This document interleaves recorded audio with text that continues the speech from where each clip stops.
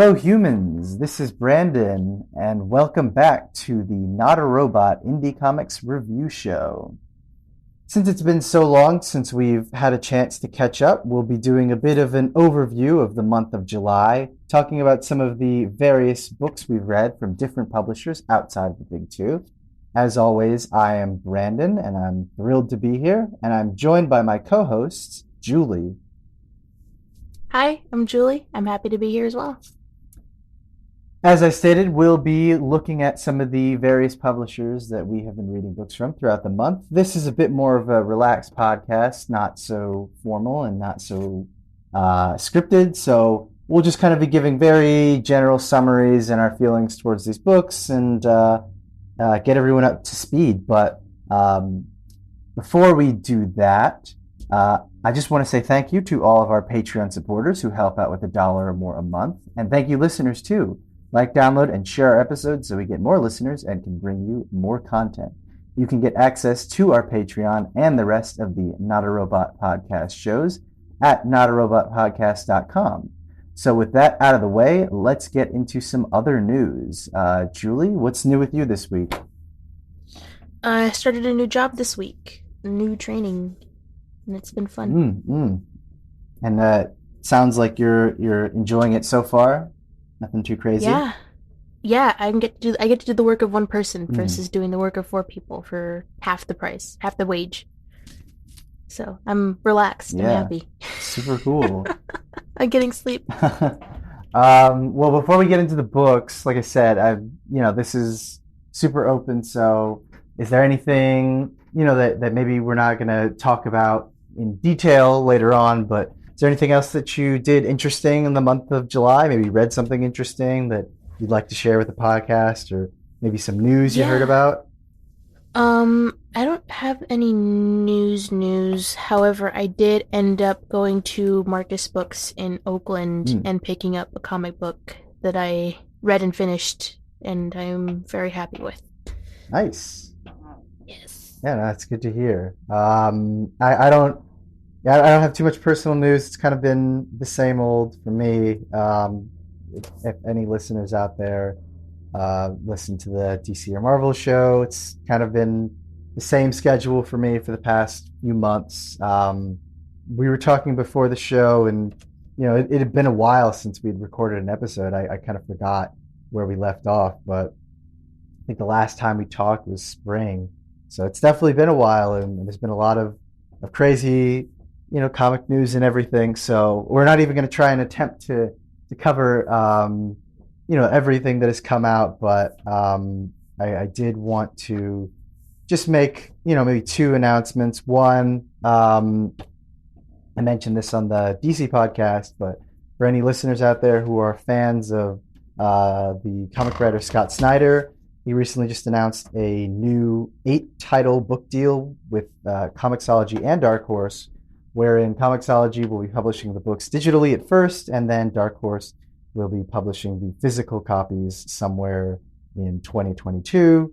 I think that's super cool. It's kind of a who's who of all the best artists he's worked with, so I'm definitely excited to check out some of those titles. And then I guess this kind of is personal news, but this weekend for any New Englanders is Terrificon in Connecticut.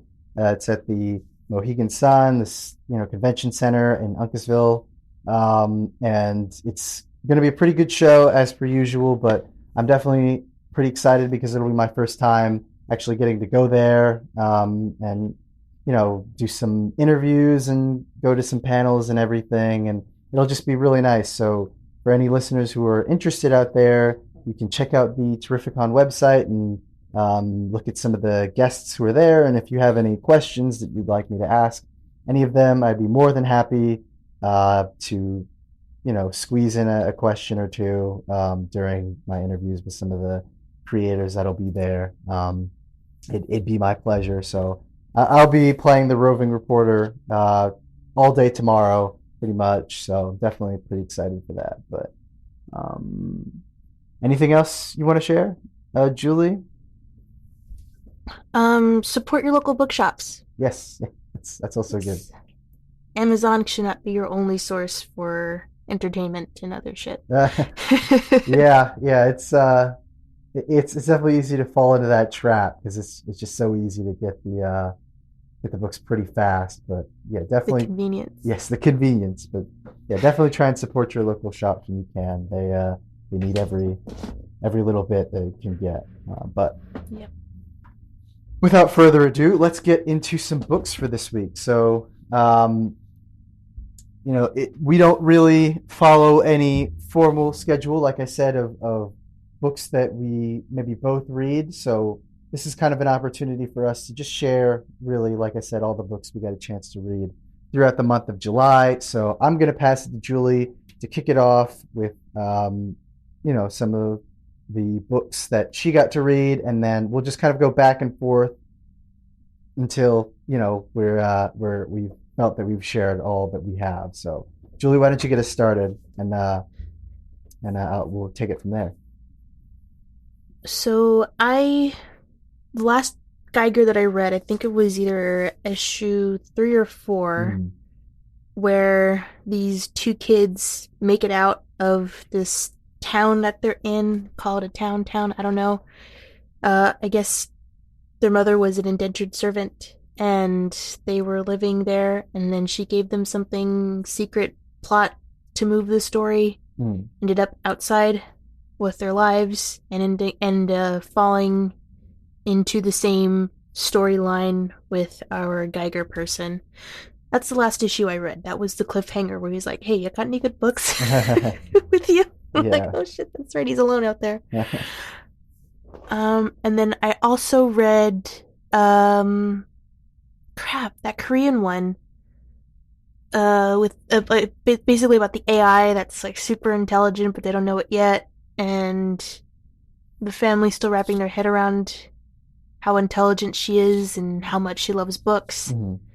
And the guy that gave her that AI, he got fired because he got caught in doing something that he wasn't supposed to in the company. So now he's made his way over to where that machine is, and is trying to figure out a way to get her back. And that's like the beginning of a conflict. I see. Yeah. Yeah. Who And was that made in Korea? Was that what it was called? yes, Yeah. thank you. I'm Yeah. sorry. That's okay. Um, yeah, I guess we can just kind of pass it back and forth, like I said. Okay, I'm So sorry. You're right. no, you're good. You're good. Um, yeah. So I guess I didn't really have a ranking for these, but if I had to choose from books that I kind of rank, well, not rank, but like books that were more memorable versus ones that weren't quite as memorable. Uh, my first one had to go to Black Hammer Reborn, #2. Um, Dark Horse is very good to send us copies of that book, and I've been following that since the first issue. This is basically the sequel to Black Hammer Age of Doom, which was also the sequel to the original Black Hammer series. And I had a chance to finally catch up on pretty much everything Black Hammer.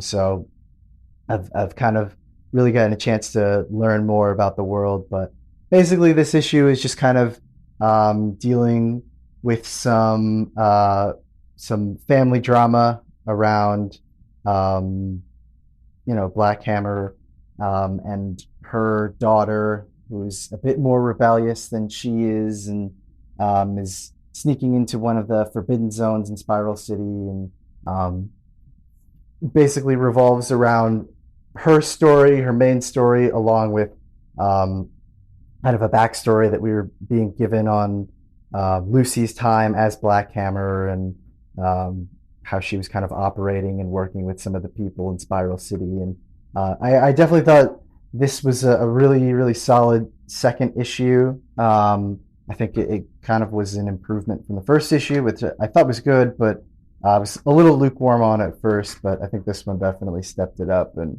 the art is also really, really well done from Caitlin Yarsky, I believe her name is. So yeah, Black Hammer Reborn #2. It's a pretty good job all around. And then I had a chance to read Noctera #5 from Scott Snyder.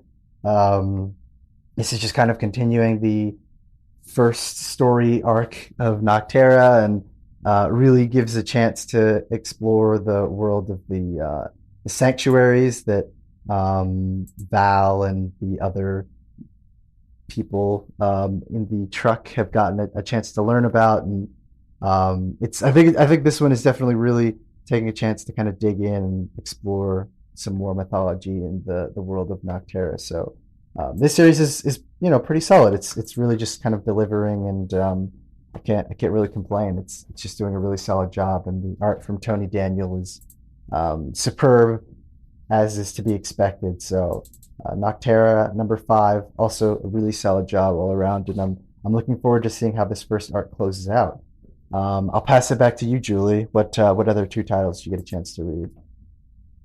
I got to read Time Before Time. Mm, I got to read issue number 2 on that, so the continuation of that story, mm, which brings you into the wider world suddenly. It's like, oh yeah, you thought it was just this, but now there's all this happening. yeah. All right, there's an expansion on that. I do like where it's headed. Mm. A lot of pause for thought on that one. Um, That was the time travel one, no? yeah, Mm, the last we left off from issue 1 was the I guess the FBI agent had somehow, in her attempt to capture this person, sabotaged the machine, mm. and it got them stuck somewhere where they shouldn't have been. And they're finding that out in the second issue, Mm. exactly where they're not supposed to be, and trying to find a way out of it to get back. Oh man, that's kind of crazy.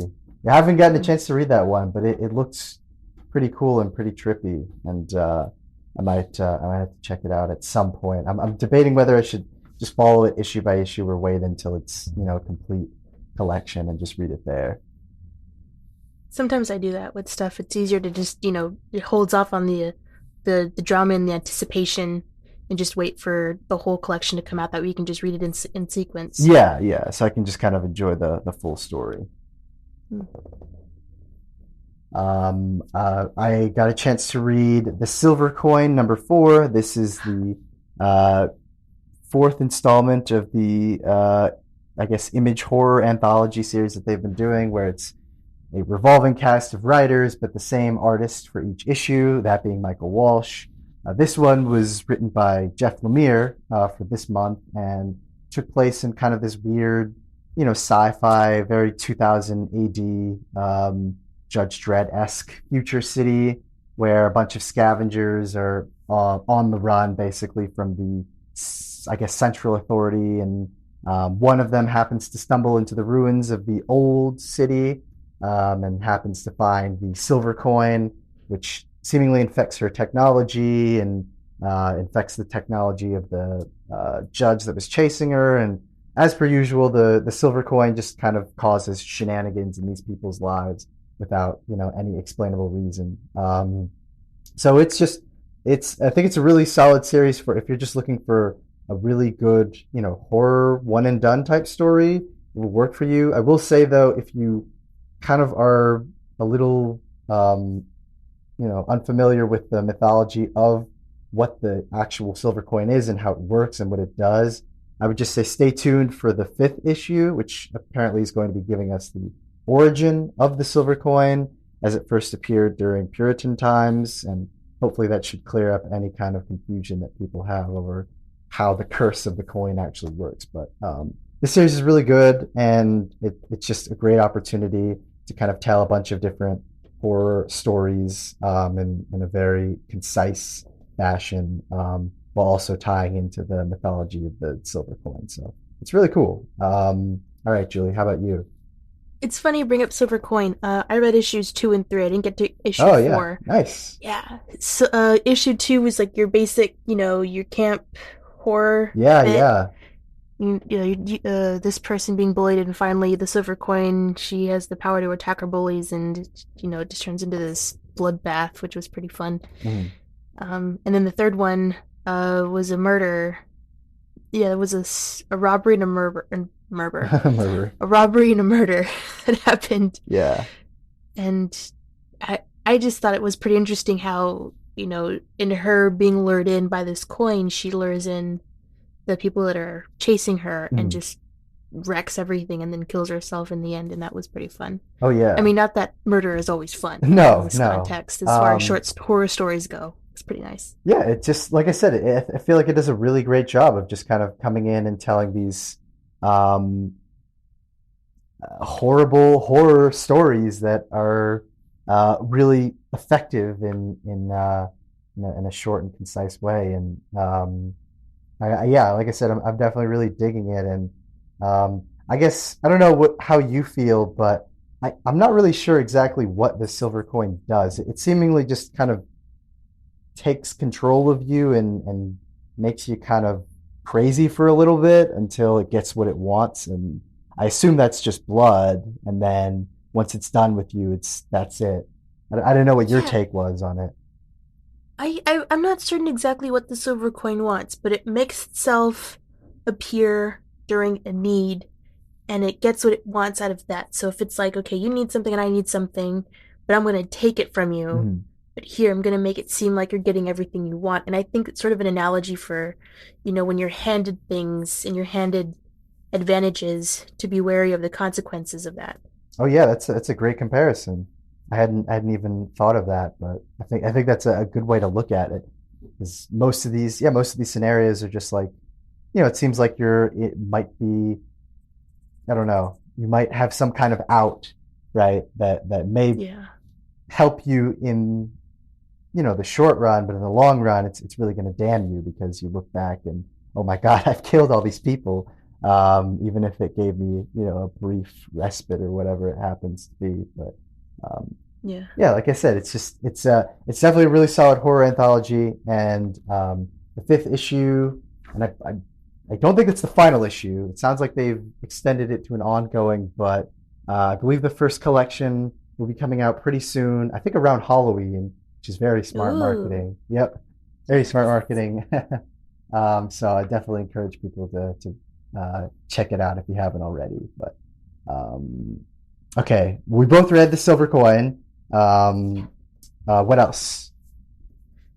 I read Aaron Magruder's I Know You Don't Read the Newspaper. It's a collection of strips from like 1999 to 2000. Mhm. I picked it up at Marcus Books, of all places, their bookstore in Oakland that specializes in Latino and Black authors. Mm. Different array of books, and it's this cozy little shop. I love it. But yeah, I picked it up there with a couple of other non-comic book books, and I was reading that reading that on my downtime, and a lot of the strips gave me cause for pause. Of Especially when I first started reading it, I was stoned, and I realized I need to be sober to read this Right. because Right. the thought process that it would lead me down, it's like, whoa, okay, Yeah. that's maybe too hard, too big of a swing. Let me do this in a way that I can comprehend the message that he's giving. And one of the early strips that pops out when he's trying to I guess identify his characters, I guess to what's the word, to create like a stable structure for your characters so that you when you go down the road you know where the thread is at. Yeah. um Especially with Huey. He's walking around this white neighborhood, and this old lady sees him and goes, "Oh my God, you're so cute." She makes comparable references to like other marginalized, I guess, characters in Black television, Mhm. where these, Black kids are seen as comic relief pets. Mhm. And he has to, straight up, I am not that. Like, Yeah. don't get it twisted. And she's still not getting it. And he's like, you just can't reach some people. But I am, like, he makes it clear in the most Aaron Regruder way that he's just not this caricature that you think he is. Yeah, that's probably something you wouldn't want to read while stoned. Yeah, no, and I probably lost a night thinking about what that meant, about, what I've seen in television and what he's talking about, and realizing that the two and two are very, very different. Not that I thought that Huey Lewis was a comic relief, because I've seen the Boondocks before, Mhm. but it really was able to bring into perspective the storytelling that, not all token Black characters are the comic relief. They're just Yeah. characters in the story. Yeah, no, that's definitely a lot of good food for thought, I would say. I've Yeah. only ever gotten to read the show. I haven't read the newspaper strip. I like Julie said, I don't really get a chance to read a lot of newspaper strips. I read a lot of Calvin and Hobbes when I was a kid, but they had like a lot of those collections they put out that they have in libraries that you can read. And that's mostly where I read my stuff. And again, it's funny that we were talking about this shortly before we started recording, but Julie had mentioned Marcus Books, which is in Oakland, and I mentioned that I had grown up in Oakland, and a lot of my memories of reading those collections of Calvin and Hobbes were, begging my mom to pick up some of the ones they had at the Barnes and Noble in Emeryville, after we, see a movie at the AMC nearby, and that's a whole other thing. This has nothing to do with comics. This is just about my life, I guess. But Reminiscing. yeah. But that's really cool. I'm glad you got a chance to check that out. Um, the next comic that I have to share isn't quite as heavy. It's kind of a bit more silly, but I still love it. I read Basilisk #2 from Boom Studios. I kind of picked this one up on a whim because I'd read the first issue also on a whim. Like it was just kind of sitting on a shelf in my LCS. And I was like, oh, that looks cool. Like it just had, you just see something, you're like, oh, sure, why not? Like it has a cool look to it. And you're like, oh, I have a couple pennies to spend. I can check it out. And I did. And I thought it was really cool. So I ended up coming back for the second issue.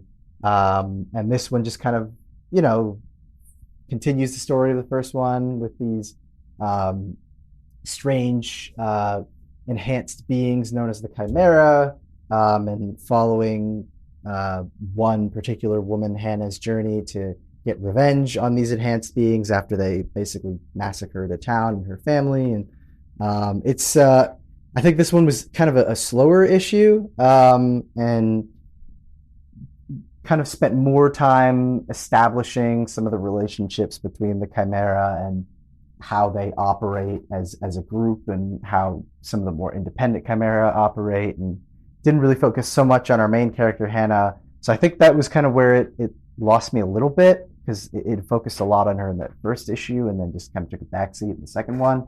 So I'm hoping that the third one will kind of get us back to where we were with the first one so I can kind of keep my interest. But it was, like I said, it still kind of did a solid job at keeping my interest, and still was a decent second issue. And the artwork by Jonas Scharf, who's an artist I hadn't heard of prior to reading this book, is really amazing. He does almost like these watercolor pages as the book starts, to kind of signify a flashback. And it's just a really creative way of doing it, and he just executes it really well. So I have to give him props there. So yeah, Basilisk #2. Check it out if you haven't, and try and pick up the first issue if you can find it. How about you, Julie? I had bought the set for the comic series March by John Lewis, Andrew Aiden, and Nate Powell.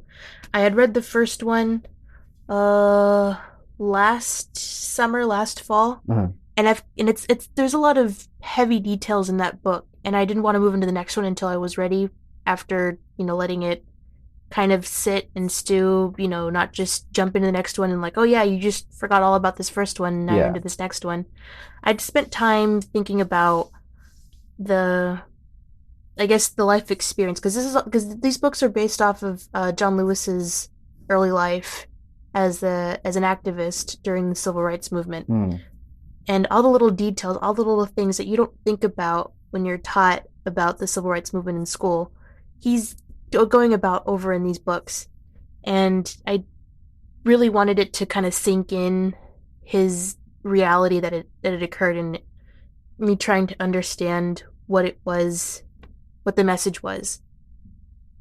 I mean, even he's talking about being a young kid, his uncle taking him for trying to get him across country to, I forget what city that they were going to, but they had to cross through these very, very the deep South states.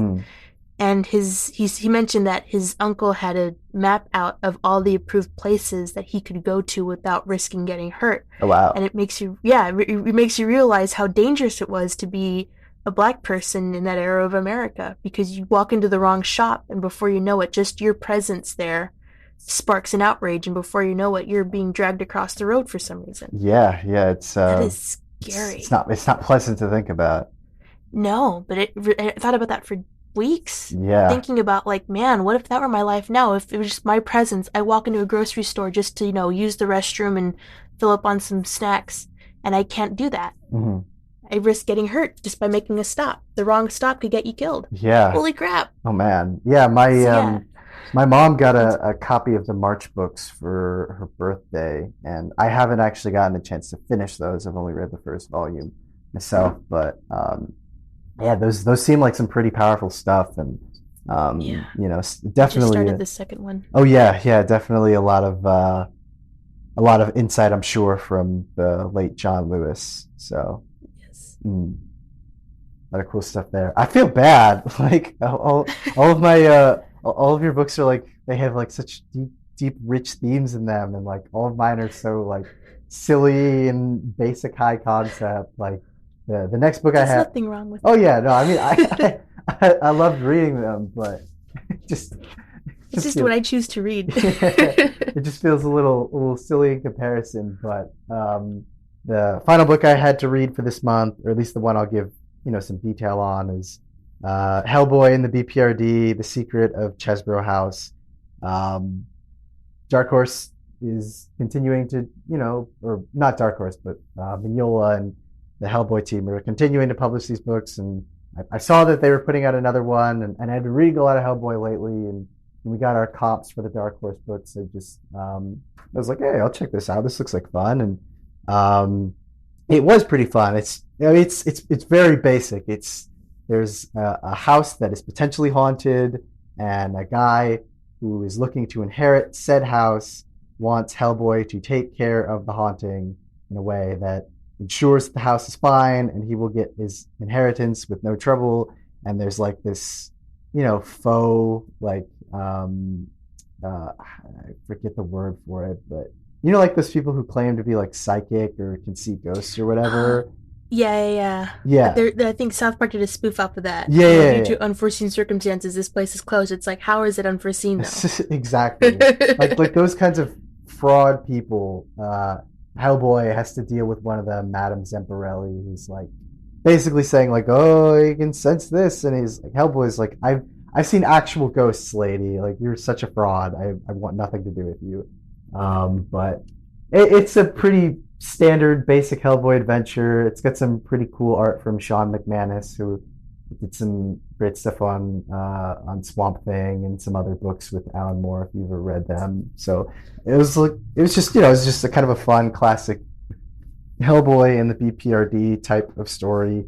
So I just wanted to check that one out, and I had a fun time reading it. So yeah.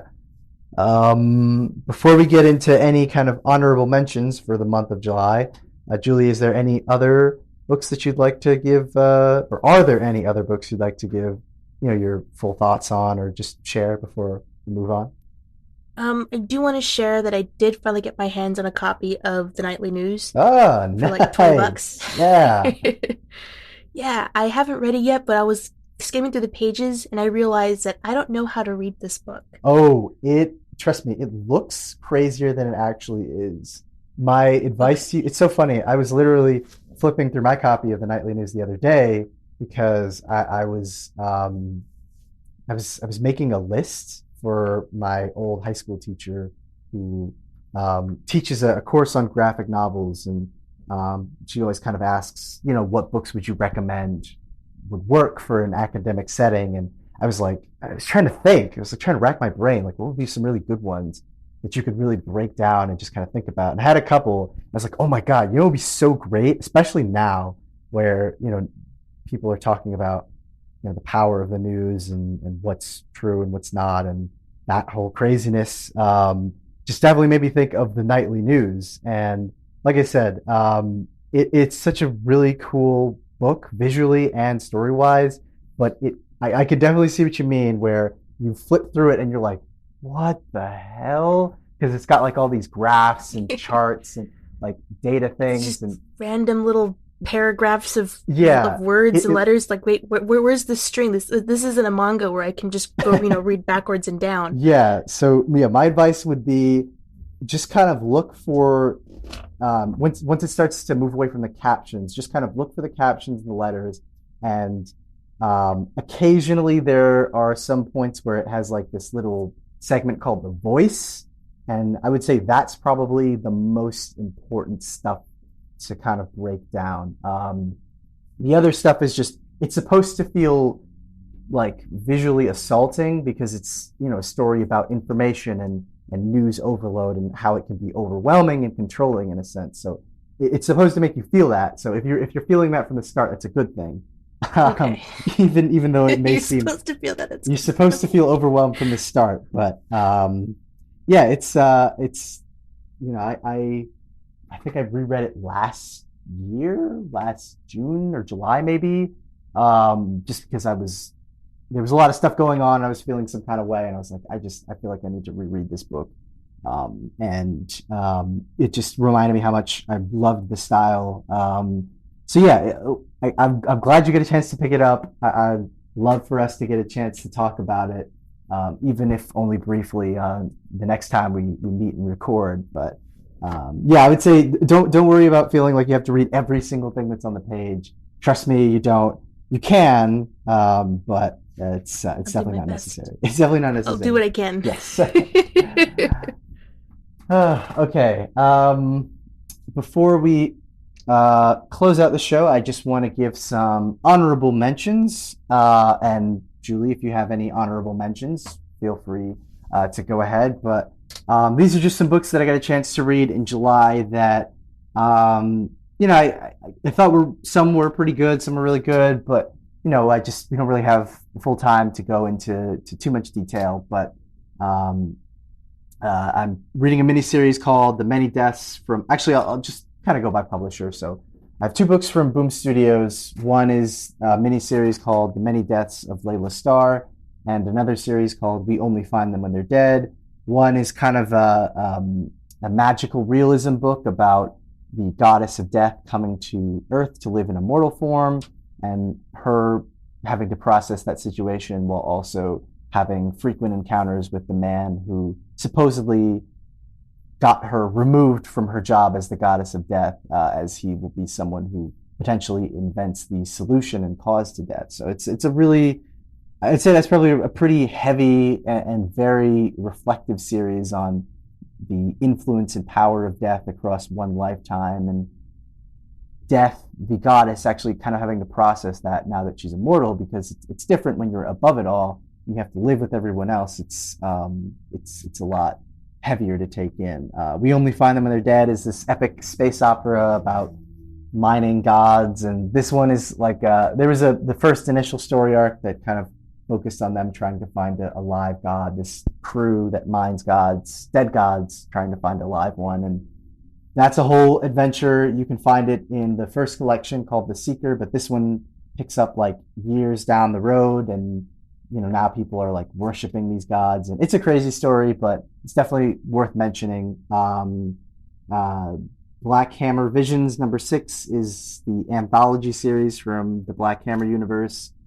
Much like the Silver Coin, it's a different writing team, and well, I guess also a different art team for each issue. This one focused on the character Cthulhu, who's like this plumber who has the face of Cthulhu.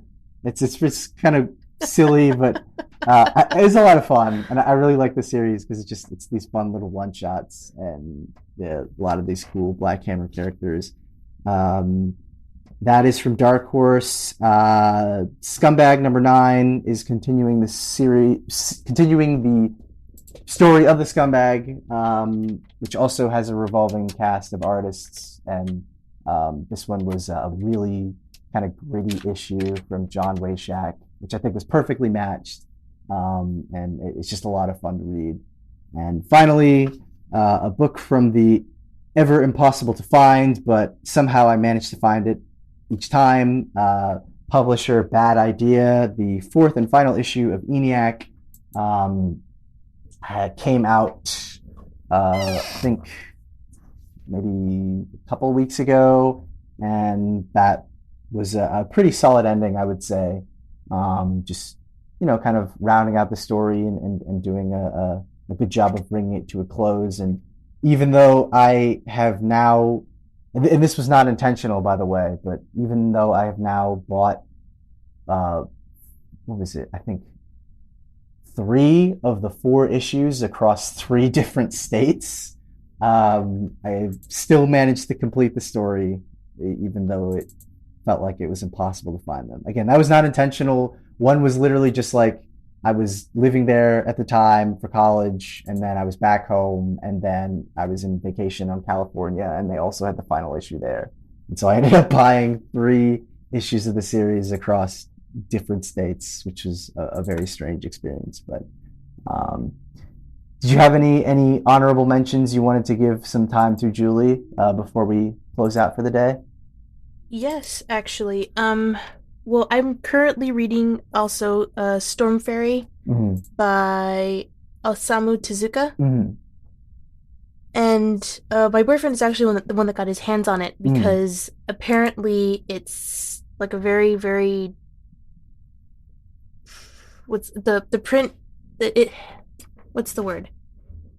There's not very many out in print and production, and Okay. when they are, they're pretty rare because there's not enough money to print all of these copies on a mass scale like most books or comic books are. Oh, okay, okay. Is it So like yeah, he managed to get his. a I'm sorry. self-published thing? I think so Okay. because looking at it, there wasn't really much publisher Mm. on it. Um, but Google says that Storm Fairy is a collection of three short stories by legendary mangaka Oh. Asamu Tezuka, and I don't want to give away the story because it's this guy's bread and butter. Um, yeah, I don't know where he got it, but the animation style, it's think of like 1930s, 1940s Mm. Mickey Mouse. Much like that, the eyes are, very doughy, everything's rounded out, but Mm. each panel has so much detail in each little one. It's insane. Mm. I need glasses to read this. I need to get a microscope and look at all these little details that he's put into each and every single panel. It's a work of art, each one. Wow. And the story itself breaks the wall sometimes. Like there's a point where, for some reason, the characters in that panel get engulfed in smoke, and one of them says, "There's so much smoke in here, I can't even squeeze in my own word bubble." Little cute things like that. Mm. But Is it's it definitely worth. I'm sorry. Oh, no, no, go ahead. I'm sorry. Definitely worth checking out if you can get your hands on it. Yeah, I was just gonna ask, because I know, most manga is published this way, but is it in black and white? Because Yes. I don't know. Like I hear some people say that, black and white, it can take away from the experience of having it in color. But I honestly think it can, when you have the right shades and tones, it can actually bring out a lot more detail. I think with this style of artistry, color would just distract you because there's Mm. so many little details in the black and white that there's already a lot going on, and then to add color on top of that, whoa to the eyes. Yeah, it would just be so crazy. Like, It'd be too much. I don't read a ton, or I don't really watch a ton of horror, but I would say I read a decent amount. But I kind of been trying to read more manga lately, and I've been reading stuff from Junji Ito, and like that is in black and white, and it has a ton of detail, especially around people's faces and eyes. It's crazy, and I feel like that's a case where if it was published in color, it would totally just take away from the experience of having it in black and white and really bringing out some of the crazy detail that is in the expressions and stuff like that. Yeah. I mean, it feels like I'm watching a Nickelodeon in the 1930s. Yeah. All right. Any final thoughts? Go read. Go support your local bookshops and comic book shops. Yeah, absolutely. And, That's it. take a chance to check out some of the books we mentioned. I think they're all really great and definitely worthy of more attention if you're just looking for something fun to read. And maybe next time when we, kind of do our check-in and review some of the books that we've had a chance to read, we can kind of also talk about I know you mentioned some graphic novels, but I kind of focus more on single issues. But maybe I should talk about some of the other graphic novels I got a chance to read over the past month or week or so, because I feel like that's also a good way to talk about some good stuff out there. But I mean, do your thing. yeah, There's no wrong way to do this. yeah. But with that out of the way, that's the show. We hope you had fun. We definitely did. We will be back at some point in the future to talk more about some indie comics, and we hope you'll stop by. Remember to go to notarobotpodcast.com for all of our episodes and our other shows with all sorts of people. With that, there's only one way that we say goodbye around here. Until next time, be good to yourself. And don't be a robot. Oh yeah, be kind to others. Oh, that works too.